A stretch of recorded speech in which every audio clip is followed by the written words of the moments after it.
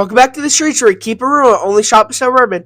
My name's Urban Mahoney, and that's Urban Vex. If you don't already know, we have been uploading on our channel named Urban Bros for almost 4 years now. And we've just, in the past year, started our own channel. You're currently watching part 3 of this 4-part collab series. Part 1 and 2 are currently up. Vex's channel has part 2 and part 4 up now. And on this channel, part 1 is already up. Go check out Vex's channel for part 4 after this video. Anyways, Vex, you ready to get into it? You haven't even told me what we're doing. Today we're going to be going over our top 5 of 2025. That includes our favorite and least favorite movies of the year and our favorite shows. Sounds cool. Now I think it's time we get into our... At my number 5 spot, I have the SpongeBob movie Search for SquarePants. I thought the trailer looked semi-funny for this one, and I was just expecting a funny movie, especially after seeing so many serious movies in the previous months. But I was sorely disappointed, okay? All the good jokes were in the trailer, and the plot was the exact same as every other SpongeBob media. And I just found that very boring and disappointing. The animation was different, but I did kind of like it, and big guy slaps. Bah! At my number 5 spot, I have a Wolfman. This was a January horror movie, so I wasn't expecting much, but I still left the theater wanting more.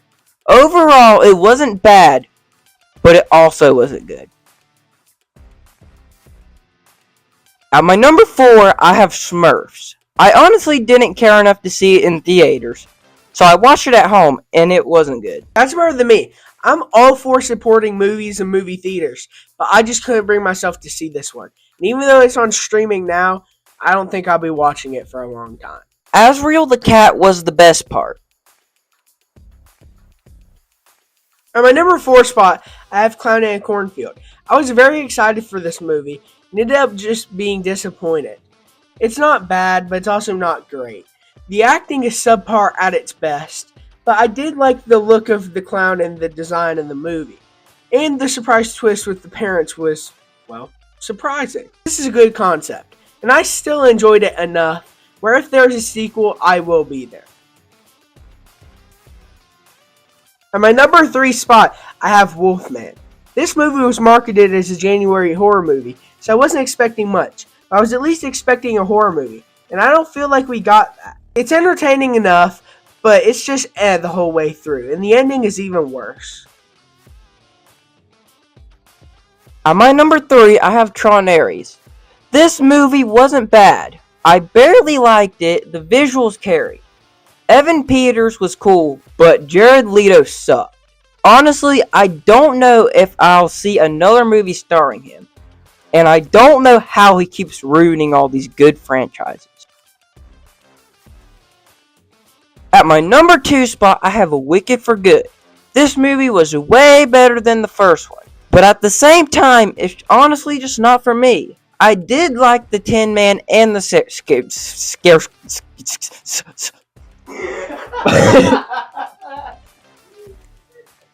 So you told me to go with the dome and I started making snake sounds.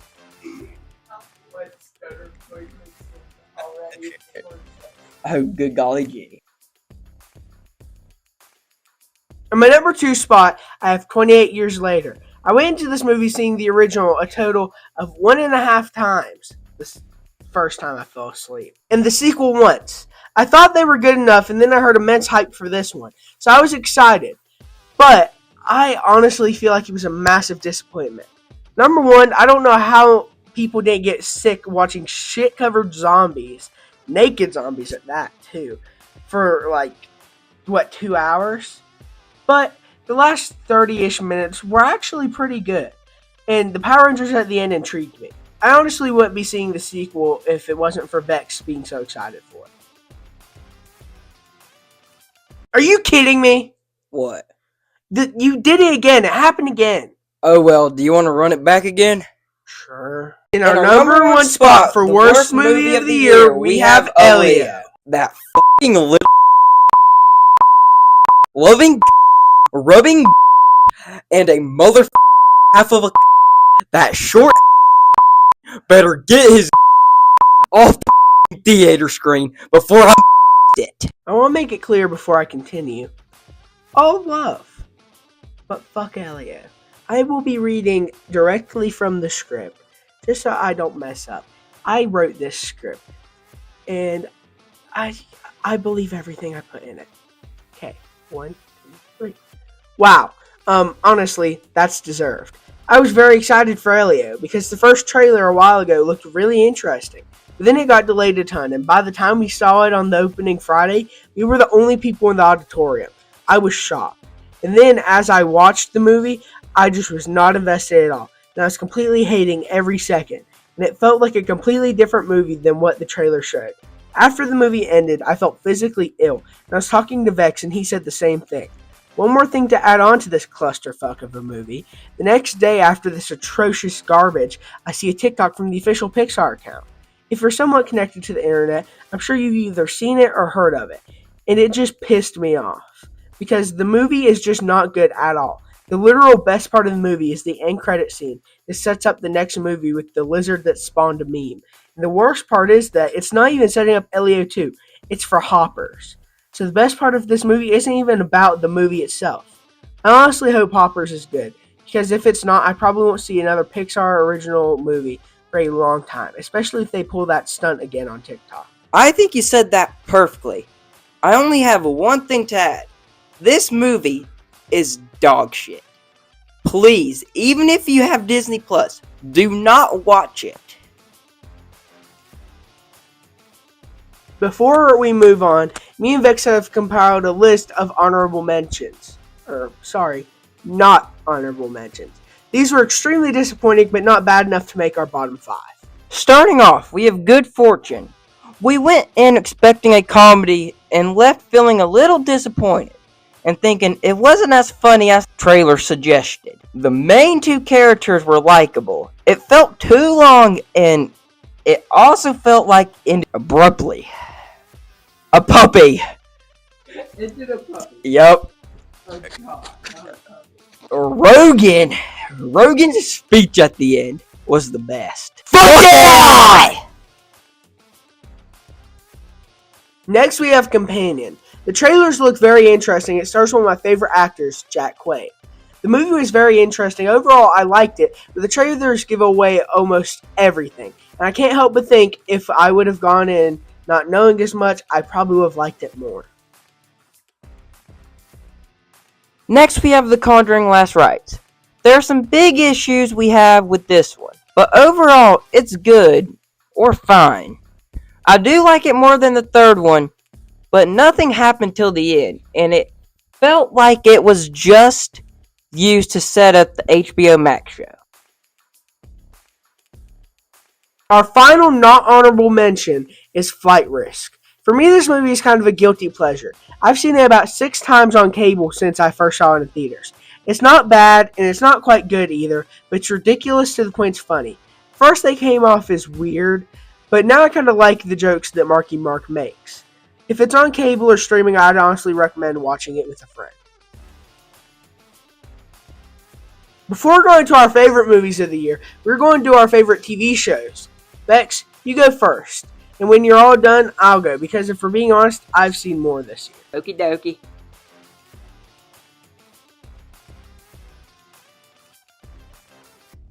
At my number 5, I have Invincible Season 3. I loved this season, but the animation was pretty bad until episode 7. This is a close list. At number 4, Gen V Season 2. I loved it so much. It was so good and funny. R.I.P. Doug. Oh, poor Doug. Such a goat.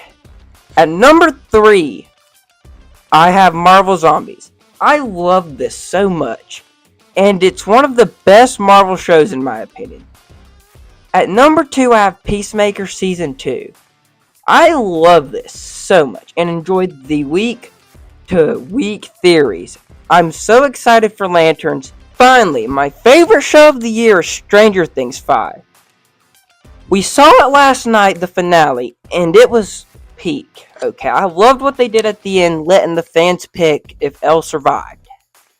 Spoiler alert. Yippee-ki-yay. Now it's my turn. Starting at number 5, I have Welcome to Derry. I'm not going to lie, I was not on board with the first 2 episodes. But after that, every episode got better and better, especially when the big P showed up. And by the end, I was so in love with this show, I pre-ordered the Steelbook. At number 4, I have Peacemaker Season 2. I still can't decide if I like this season or Season 1 more. That's just how good it is. The Earth X twist was predictable, but at the same time, so unexpected because this is still basically the start of the DCU. I also liked the finale. I'd be lying if I said I wasn't at least a tiny bit disappointed, but when I watched episode 7, it already felt like a finale. So I was just excited for one more episode. It was a nice epilogue, and I can't wait to see where Chris's story goes from here. At number 3, I have Dexter Resurrection. Dexter is one of my favorite shows ever, and I love almost every season. But I was worried about this one, especially after how peak Original Sin was. This season genuinely might be a top 3 season of all time. I loved so much of it, and it gave me something to look forward to every week, and the theories after every episode was crazy. I cannot wait for season 2 this fall, and I hope we find out more to do with the New York Ripper. My next 2 are tied, and I would give them both number 1 if I could. They fluctuate, so here are my 2 favorite TV shows of 2025. Before I continue though, I'm going to read what I had wrote down in the script. Then I will rephrase things. Stranger Things 5 is amazing. I've hated to be in this fandom recently, but I love this show and this season. As of right now, season 5 is in my top 2 seasons of the show. And I really hope the finale sticks to the landing and shuts everyone up. As Vex said earlier, we are seeing the finale in theaters in a few hours. And we will record a quick reaction to it and add that in now. So, it's currently January 1st, 2026 at 9:57 a.m. We saw it last night in theaters, and I stand by the ranking still. I think the finale was solid. 9 out of 10 finale. I liked it. I liked how it was ambiguous. I think it would have been good if someone died, but at the same time bad. I don't want anyone to die. But overall, it was a great finale. One of the better finales for a show I've seen. And I can't believe people comparing it to Game of Thrones. It's just crazy. So, we also didn't record a clip after, because we were sad. But, yeah. Callie died. No one gives a shit about Callie. Well, at the end there, she did have her redemption arc. No. It wasn't as big as that. Anyways, I still stand by that ranking. Those were my quick thoughts on Stranger Things 5. Now I'm going to continue with the script. 2,000 years later. Sorry to interject here. You just watched the clip about Stranger Things 5 in total. The current date is January 6th.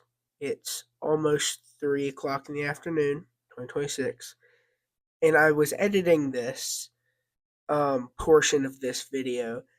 And I just wanted to come back and rephrase my thoughts because I just didn't like how I was talking about before. So, I still stand by the ranking. It's still one of my favorite shows of this year. As you guys could tell in that last clip, I didn't say second favorite because what you're about to see is my number 1 and this are tied. I still stand by the finale being a 9 out of 10. I loved it a whole lot, like way more than I thought I would. And I don't think this season's bad. I really don't. But the main thing that I want to talk about is Conformity Gate. Obviously, I will record another new clip and edit another new clip into this if it comes true. But recently online, there's been a theory called Conformity Gate. There's a lot of evidence to something happening. A bunch of people thinking it's going to be in episode 9. Something happening tomorrow. Well, I do believe it. I thought it sounded stupid when I first heard about it a few days ago. There's a lot of evidence pointing towards this. And overall, I just believe it. So, I guess we'll see if that does happen. If that did happen, it would probably go to my number. Whoops. Sorry, I'll edit that out. Or bleep that out. What would be my number 1 would become my number 2 if that is the case. But so yeah, I am very excited to see what will be going on. And Stranger Things 5 is amazing. I don't care what anyone says in this fandom. This fandom has sucked recently. But this was a great season of television. I loved getting to see it in theaters. I've seen it multiple times at home too. I saw it a second time in theaters the day we recorded that last clip in the afternoon. So overall, Stranger Things 5 is amazing. If you are like me and love it, don't let the haters bring it down for you. So yeah, I'll continue the video now, or we'll cut to a edited clip if Conformity Gate is real, which I think it is. But even if nothing happens, I'm fine with that because I loved the ending. Honestly, I'd be sad if there's something else because I loved the ending so much. But at the same time, it'd be really cool. See you guys. Anyways, my other favorite show of 2025 is Invincible Season 3. I can admit this season had the worst animation of the series for the most part. The episode 7 and 8 had the best animation of the whole series.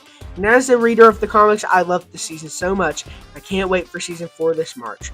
This show really helped me get through some stuff last year, and getting to watch it week to week was truly special. Is that it? Actually, I have a list of honorable mentions of shows that we didn't mention that I want to acknowledge. Okay. Pluribus is Vince Gilligan's newest show that just wrapped up its first season on Apple TV, and it's a bit of a slow burn, but at the same time one of the most consistently good week-to-week shows I've seen. Payoff at the end of the driveway of T Season 2 is really cool too. Sticking with Apple TV, we have Severance Season 2. Overall, I think Season 1 is better, but this season was so good, and the finale, Cold Harbor, is one of the best episodes of TV I saw last year. Daredevil Born Again was fantastic, and I loved it a lot. I wish they didn't waste Muse, but this season was amazing, and I can't wait for Season 2 and the continuation of Punisher's story. Most people didn't know about this one, but I watched it live every week, and that's Rick and Morty Season 8. This was one of the best seasons of recent years, and had some standout episodes, and it's a shame not that many people knew it was coming out. The Friendly Neighborhood Spider-Man was easily the most surprising show of the year for me. Since the announcement of this show, it has just been a confusing mess. And then the first trailer came out, and I honestly hated the animation style. But I gave it a chance, and I'm happy I did. I still haven't gotten used to the animation, but the story's so good that it doesn't matter. And the Scorpion was cool. Before this May, I had never seen Squid Games, but I binge-watched the first 2 seasons and loved them. Then there was Season 3. I think this is a good season, and as much as I was heartbroken by the finale, I loved it. But this was stretched out so much, everything in Season 3 could have been put into Season 2. So this season feels a little unnecessary, but I still liked it. Now is that it? Yes, are you ready? Yep. It's time for our...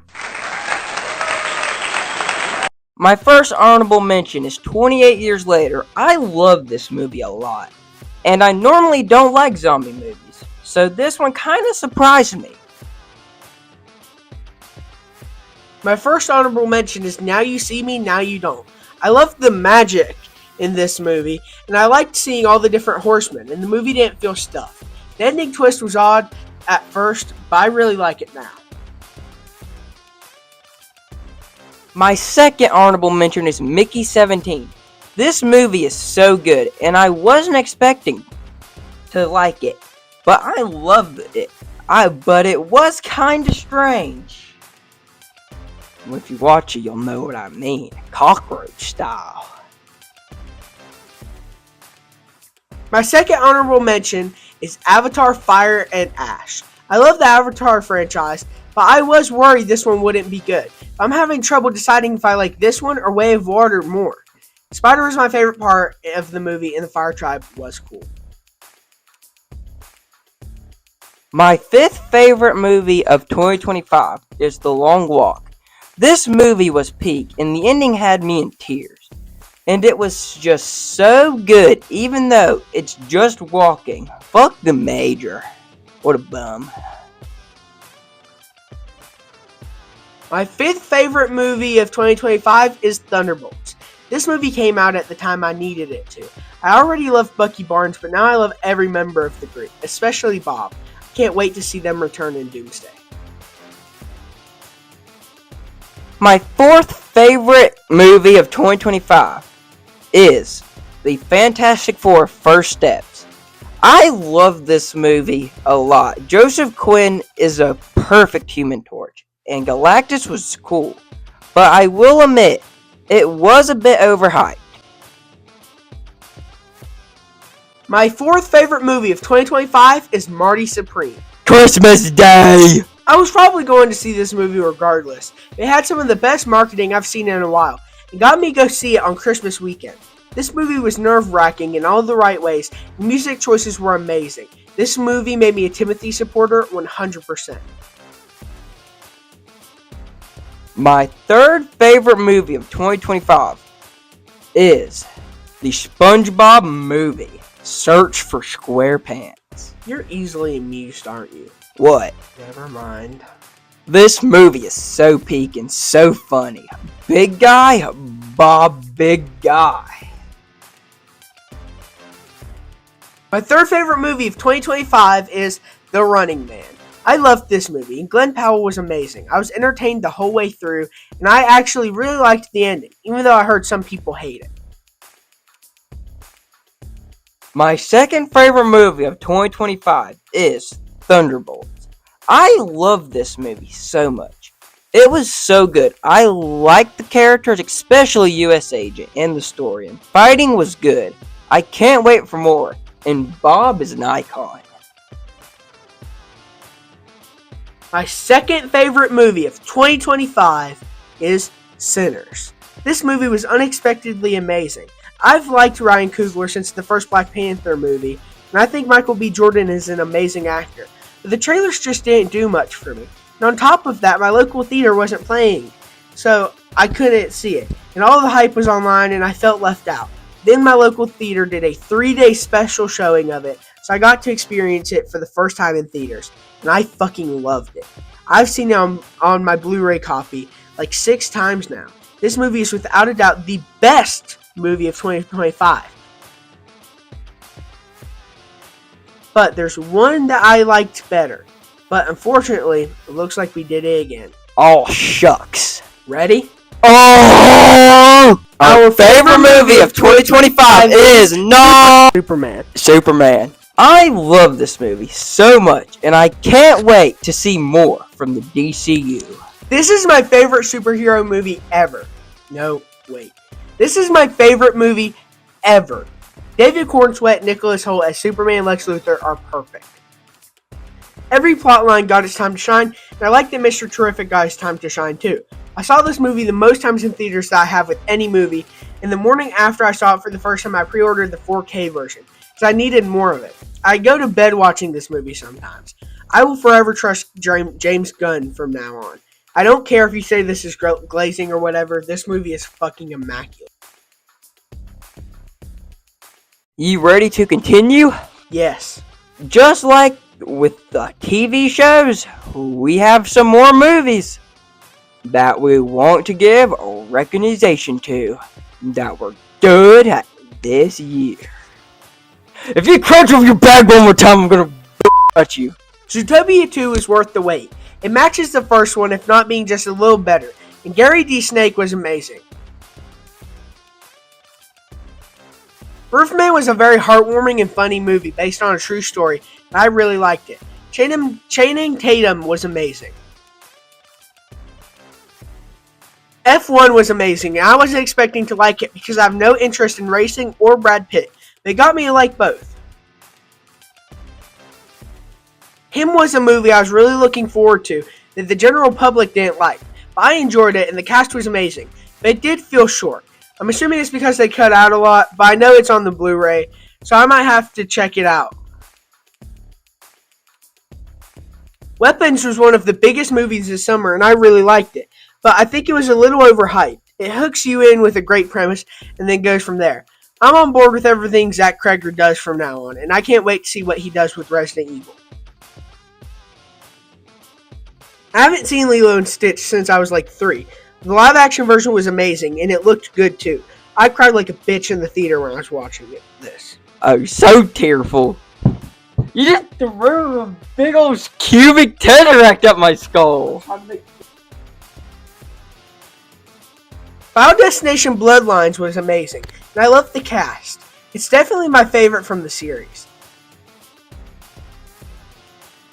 Novocaine starred Jack Quaid and was a funny, already realistic version of Deadpool, and I loved it. It should have gotten more recognition. Is that it? Yes. Thank goodness. 2025 had some amazing movies and shows that we didn't cover here, but deserve some praise. Exactly. So go out and support movies when you can. And as I said in the beginning, part 1 of this collab is up right now on this channel, and parts 2 and 4 are up on Vex's channel right now. Yeah, so go watch them bum lickers. This thing fits up ghost buttholes. So until the next time, keep your mental up. It's important. It's important. Anyways, we're clocking out. Ah!